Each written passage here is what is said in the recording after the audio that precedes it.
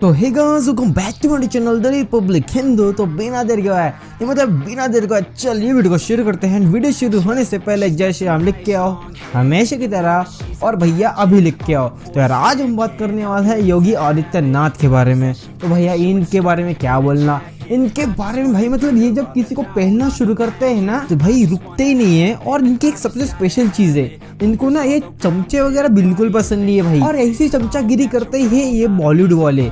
पहले ना बॉलीवुड वाले चमचागिरी करते थे सरकारों की, और फिर सरकार उनको पैसा प्रोवाइड करती थी। और इसी में से एक का नाम है भैया अनुराग कश्यप। इस अनुराग कश्यप की सच्चाई तो सब जानते हैं ना। योगी आदित्यनाथ ने इनके जो खर्चा पानी वो बंद कर दिया था, और इसके वजह से ना आजकल वो लोग कुछ ज्यादा ही जलते हैं, क्योंकि भैया खर्चा पानी तो बंद हो गया ना। ये भी कहा गया कि अनुराग कश्यप शायद उनको जो वजीफा मिला करता था उत्तर प्रदेश सरकार से उसमें हमने सब रोक दिया है। हमने देखिए खैरात बांटने की व्यवस्था हमने शासन से बंद की है। हमने कहा भी देखो ये खैरात नहीं बंटना चाहिए, चाहे वो अनुराग कश्यप हो या कोई भी हो, क्योंकि इन लोगों की आदतें खराब हो चुकी थी। उत्तर प्रदेश के लिए आप काम करिए, देश के लिए काम करिए। अगर आप देश के विभाजन की मंशा रखने वाले तत्वों को प्रमोट करते हैं और उसके बाद शासन की सुविधा का लाभ लेना चाहते हैं, ये नहीं चलेगा, कतई नहीं चलेगा।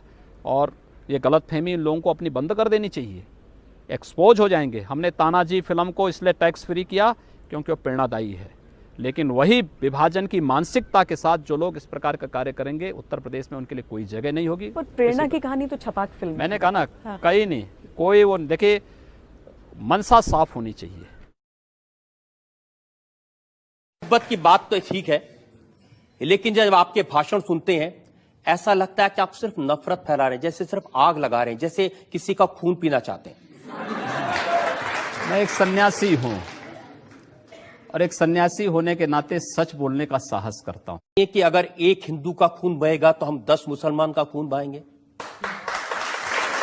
मुझे लगता है किस परिप्रेक्ष्य में हुआ है, किस परिप्रेक्ष्य में कहा गया है, पूरा वक्तव्य सामने आएगा तो मुझे लगता है उस पर ज्यादा बेहतर तरीके से। प्रधानमंत्री नरेंद्र मोदी कहते हैं सबका साथ सबका विकास। ऐसे विकास करेंगे लोगों के घर जला के उनको मार के? हमने कहा हम पहल नहीं कर रहे हैं, हमने अपने तरीके से नहीं जलाया है। हम कह रहे हैं कोई हमारा जलाएगा तो ये निश्चिंत होकर के नहीं बैठे। आप लोगों को भड़का रहे हैं, उनको हिंसा करने के लिए उकसा रहे हैं, ये कानूनन अपराध है। मैंने ये कहा कि अगर कोई हमारा जलाएगा तो वो सुरक्षित नहीं बैठे। भगवान शिव की भक्तों की यात्रा है, कोई व्यवधान डालना चाहता है तो उसको तय करना है। अगर वो व्यवधान डालेगा हम उसको गोली से समझाएंगे, व्यवधान डाल करके दंगा कराएगा तो गोली उसको समझा देगी।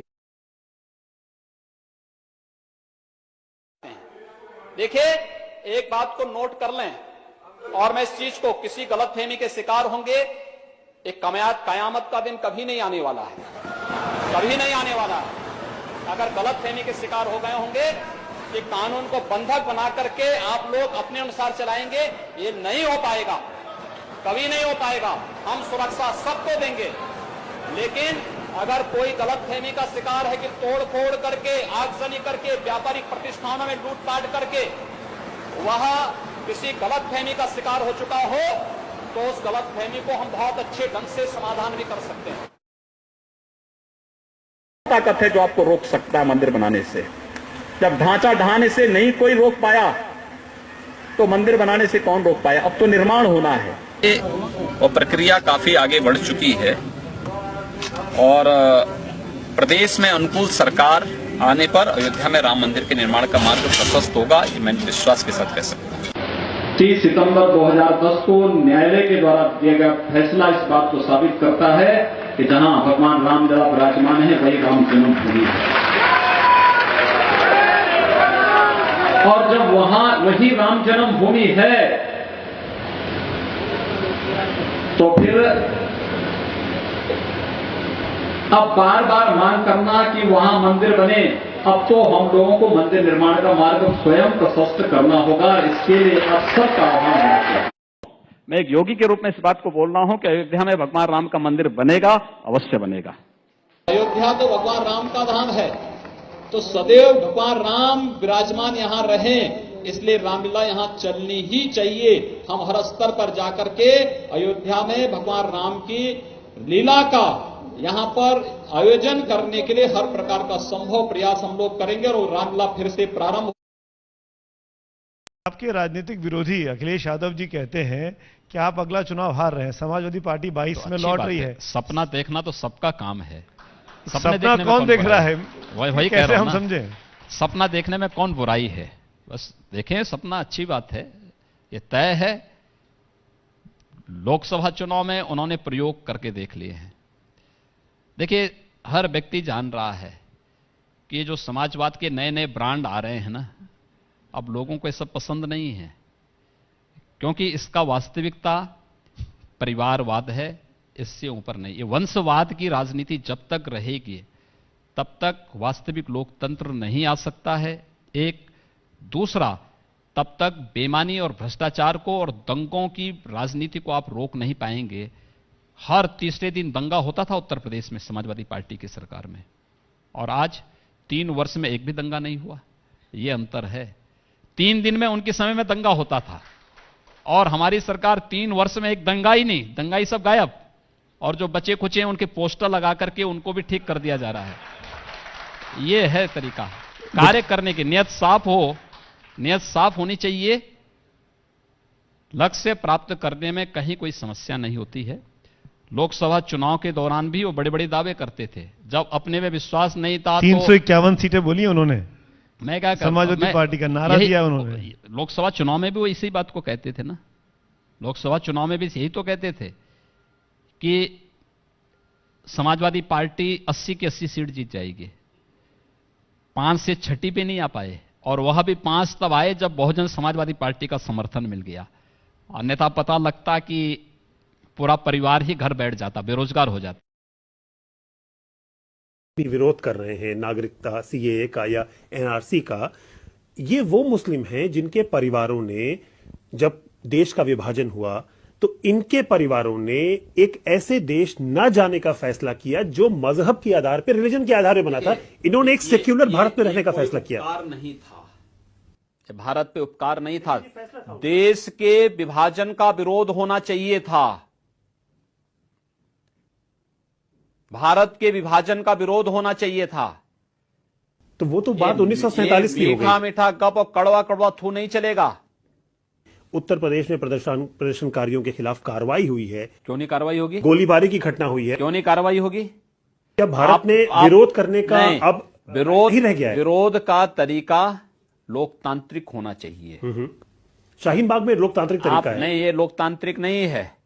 आप सड़क पर बैठ करके पब्लिक आवागम, आम नागरिक के आवागमन को बाधित करेंगे, आजादी के नारे लगाएंगे, भारत विरोधी नारे लगाएंगे, ये लोकतांत्रिक नहीं। आपको कारण बताना पड़ेगा, किन कारणों से आप प्रदर्शन करना चाहते हैं, धरना क्यों देना चाहते हैं। ये असीमित अधिकार नहीं हो सकते आपके। जो लोग सीएए के नाम पर महिला और बच्चों को आगे किए हैं और अपने आप रजाई के अंदर सो रहे हैं, इससे बड़ी कायरता दूसरी हो ही नहीं सकती है। और उत्तर प्रदेश में मैंने इसीलिए, जिन लोगों ने आंदोलन के नाम पर पब्लिक प्रॉपर्टी को डैमेज किया है, मैंने उस पब्लिक प्रॉपर्टी की वसूली उन्हीं से भी की है। कानून के लोगों ने कहा कि, कुछ लोगों से कहा कि भाई आप पाकिस्तान चले जाइए, धमकी दी आपके प्रशासन के। जिसने भी कहा होगा उसका कोई कारण जरूर होगा, बेवजह नहीं कहा होगा। अगर पाकिस्तान के समर्थन में आप नारा लगा रहे हैं तो हिंदुस्तान में रह करके फिर क्या करना चाहते हैं आप? आपका बयान है इसी चुनाव प्रचार में कि जब से मोदी जी पीएम बने हैं, आपकी सरकार ने, मतलब भाजपा की सरकार ने, आतंकवादियों की पहचान करके उन्हें बिरयानी की जगह गोली दी है। ठीक तो बोला है।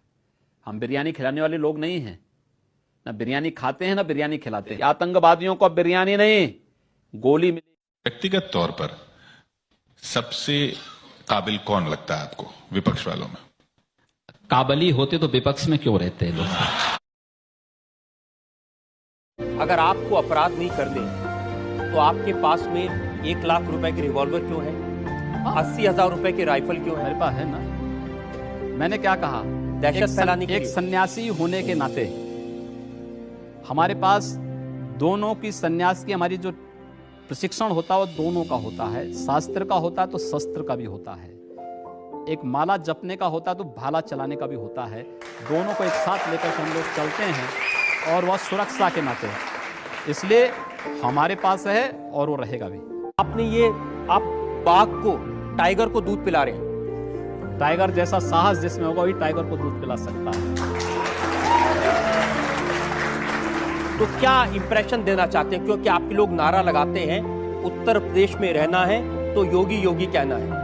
तो योगी बनाना तो अच्छी बात है, भगवान कृष्ण ने भी यही तो संदेश दिया था, एक निष्काम कर्म योग की प्रेरणा देने की बात कर रहा हूँ। तो यार आपको वीडियो कैसा लगा?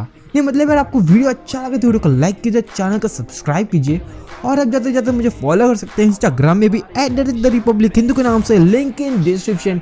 वहाँ पे जाके आप मुझे मेम्स एंड वीडियो क्लिप्स वगैरह शेयर कर सकते हो ना भाइयों। आप मुझे कमेंट करके बिल्कुल बताना कि आपको अगला वाला वीडियो कौन सा दिखना है। तो यार मिलते हैं अगले वीडियो में, तब तक के लिए बाय गाइज।